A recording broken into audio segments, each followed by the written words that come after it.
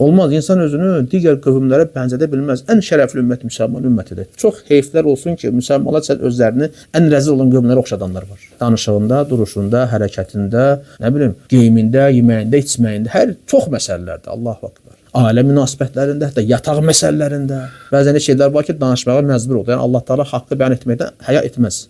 Subhanallah, adam danışmağa yəni utanır bəzən. Olmaz. İnsan özünü, müsəlman kəs özünü qeyri-müsəlmana bənzədə bilməz. Olmaz. Qoy onlar elə biz oxşasınlar da. Niyə biz onlara oxşamalıyıq? Bayramlarımıza qədər fikir verin, artırmışıq. 2 mübarək bayramımız var. Artıra gedirik. Özümüzü oxşatmışıq qeyri-İslami insanlara da, yəni dinlərə, cəmiyyətlərə və s. millətlərə. Müsəlman var, bugün ailəsinin ad günü keçirir. İbadət əhli içində var, vallahi qardaş. Əhl-i sünnət deyir özündən, qardaş, övladlarına ad günü keçirir.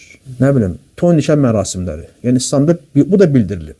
Getdi, qərbi oxşayıblar, bəzi adətləri götürüblər. Yas mərasimlərində nə qədər bidətlər, xurafatlar. Nə bilim, hansı məsələ toxunursan, görürsən ki, orada digər qövmlərə bənzərlik var. Və həmçinin geyimdə də. Çox təəssüf olsun. Kişili, qadınlı elə bir formada geyinirlər ki, deyir, vallahi şəriətə müxalifdir. Şəriətlə dinimizə görə haramdır. Olmaz, belə eləmək olmaz. İstər kişi olsun, istər qadın olsun. Hətta lənət gəlib kişinin özünün qadına bənzətməsini və ya qadının özünün kişiyə bənzətməsi olmaz. Belə ona görə insan, gözəl qardaşlar, əziz dinləyiciləri, müsəlman olan kəs özünü həmişə şərəfli tutmalıdır. Aşağı qövmlərə oxşamaq olmaz, onlar kimi olmaq olmaz. Onlara bənzəmək olmaz.